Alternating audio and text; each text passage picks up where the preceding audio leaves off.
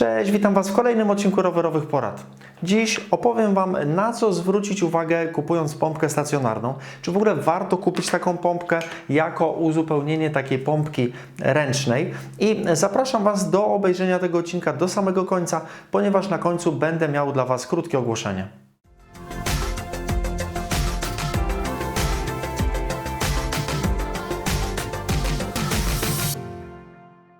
Na początek dwa zdania o zwykłych ręcznych pompkach.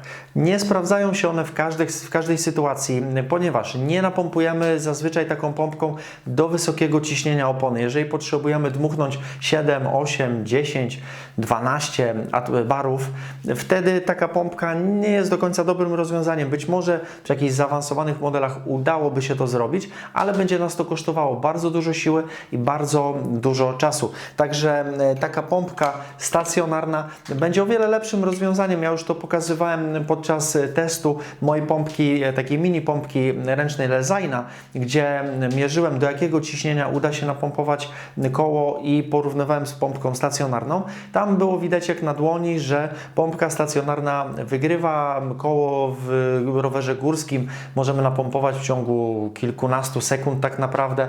W rowerze szosowym zajmie to trochę więcej, ale też nie wydaje mi się, żeby przy jakimś dobrym tempie pompowania zajęło to więcej niż pół minuty, 40 sekund.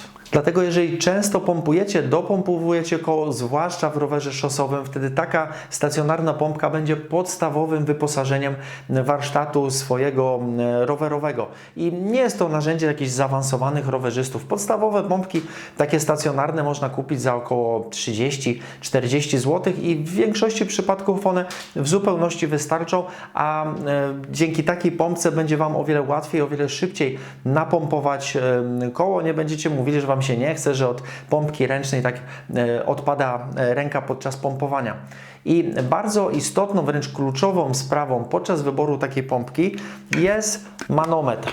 Ważne jest to, aby taka pompka miała manometr. Większość już ma, ale niektóre te tańsze modele nie mają możliwości sprawdzenia, do jakiego ciśnienia pompujemy oponę. Zwłaszcza jest to ważne z tego względu, że w takiej pompce bardzo łatwo przepompować oponę. Jeżeli tylko nie pompujemy do maksymalnych możliwości takiej pompki, to łatwo przepompować i lepiej mieć ten manometr. Pozwoli Wam precyzyjnie ustalić ciśnienie, jakie będziecie trzymali w oponie. I takie pompki przydają się do pompowania również innych rzeczy w domu. Możemy tym napompować jakiś materac, jakieś koło dmuchane, możemy koła w samochodzie napompować. Nie ma z tym żadnego problemu. Oczywiście kompresorem byłoby szybciej. Jeżeli będziemy mieli flaka w oponie samochodowej, to kompresor tu sprawdzi się dużo lepiej. Natomiast awaryjnie taka pompka, czy na przykład do sprawdzenia ciśnienia w kole spokojnie wystarczy.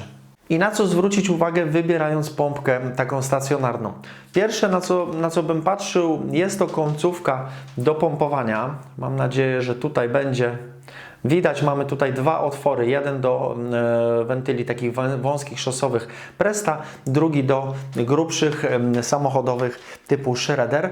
I dlaczego proponowałbym branie pompki z taką podwójną końcówką? Są pompki trochę tańsze, które mają odkręcany wymienną taką końcówkę do pompowania.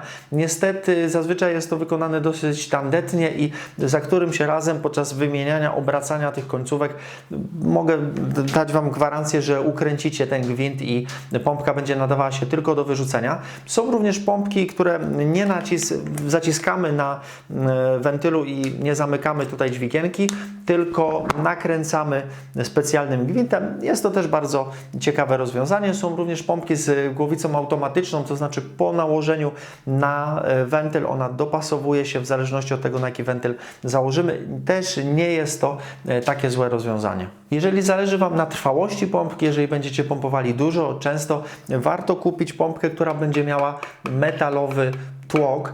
Dzięki takiemu metalowemu tłokowi również będzie łatwiej pompować, zwłaszcza do wyższych ciśnień.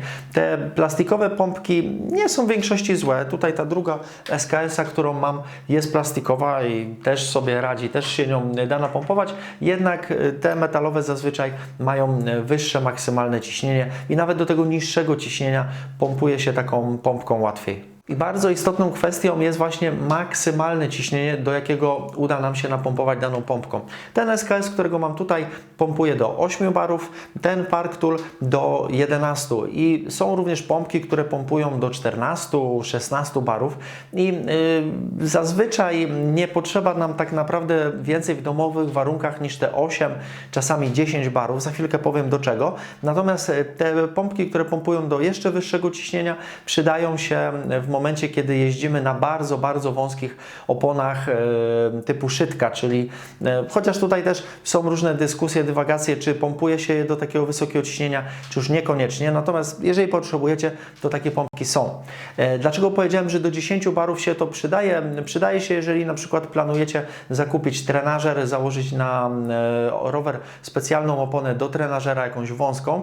Wtedy takie opony też raczej pompujemy do wyższego ciśnienia z tego względu, że na trenażerze nie ma nierówności, przydaje się ta możliwość napompowania do 8-10 barów. Natomiast jeżeli jeździcie rowerem górskim, nie planujecie w ogóle absolutnie nigdy kupić sobie roweru szosowego czy roweru crossowego, gdzie będzie trzeba napompować do trochę wyższego ciśnienia opony, wtedy można szukać specjalnych pompek dedykowanych do rowerów górskich. One zazwyczaj mają to maksymalne ciśnienie rzędu 5-6 barów i wtedy tłok jest wtedy większy, pompujemy wtedy większą objętością takie opony. Możemy dzięki temu napompować wygodniej, szybciej opony w rowerach górskich, zwłaszcza jeżeli jest to rower na przykład typu fatbike, gdzie opony są dużo szersze. Są również pompki, Giant robi m.in. takie pompki, które mają przełącznik, który zmienia coś tam gdzieś w tłoku i mamy możliwość wtedy pompowania albo do wysokiego ciśnienia, albo wysoką pojemnością. Natomiast jeżeli używacie opon bezdętkowych, wtedy warto zastanowić się nad zakupem pompki dedykowanej do właśnie tego rodzaju opon. Tam pompujemy taki specjalny zbiorniczek, ładujemy tam ciśnienie, które następnie jest w jednej chwili ładowane, pompowane do opony. Dzięki temu opona ładnie układa się na obręczy, nie ma tego problemu podczas pompowania zwykłą pompką, że nie ułoży nam się tak do końca, gdzieś mleczko się wyleje. Tutaj działa to trochę jak pompka na CO2, tylko tutaj robimy to ręcznie, sami ją pompujemy zwykłym powietrzem. A czy warto, kupując pompkę, kupić jakiś droższy model? Kiedy zajrzymy do sklepu internetowego, do sklepu stacjonarnego, znajdziemy tam pompki od 20 kilku złotych do ponad 400. I czy warto zwracać uwagę, czy warto dopłacać do tych wyższych modeli? Powiem Wam tak, mam doświadczenia z różnymi pompkami i jeżeli pompujecie opony w rowerze górskim, w rowerze crossowym, nie potrzebujecie wysokiego ciśnienia, pompujecie do 2, 3, 4, 5 barów, wtedy tak naprawdę wydaje mi się, że powinna Wam wystarczyć taka zwykła, stacjonarna pompka. Może nie najtańsza, ale powiedzmy tej ciut wyższej półki, spokojnie Wam taka pompka wystarczy.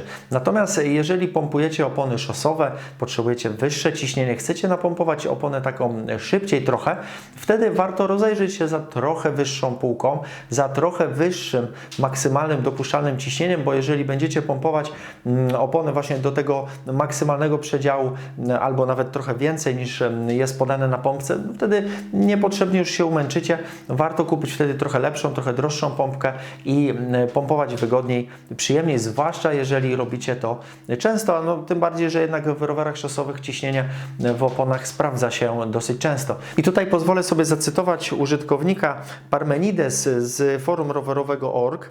Na mojej pompce muszę się wieszać całym ciałem, podskakiwać, robić głupie miny, fikać koziołki, żeby napompować do 8-9 barów, a u kumpla robi się to bez wysiłku. I tutaj właśnie widać tę oszczędność. Jeżeli kupicie jakąś tańszą, słabszą pompkę, będziecie później próbowali pompować opony szosowe, może się to na Was zemścić tym, że będziecie tylko sfrustrowani i nie będziecie mieli w oponie tak często takiego ciśnienia, jak byście chcieli.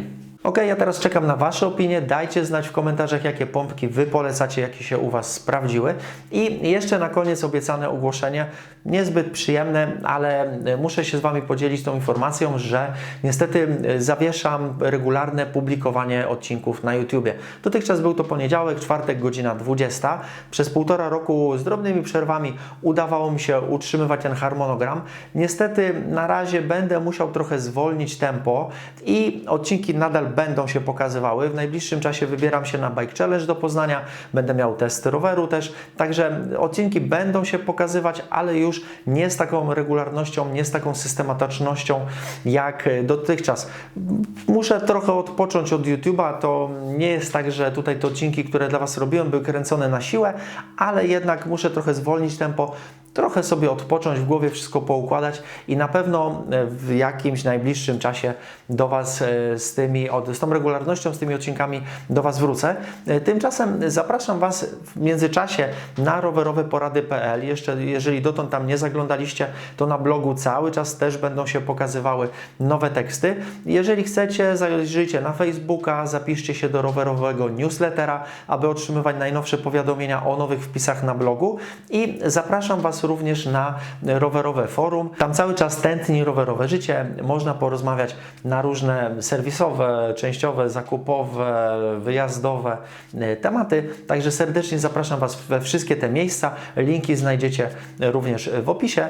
A tymczasem dziękuję Wam bardzo za oglądanie. Trzymajcie się, hej!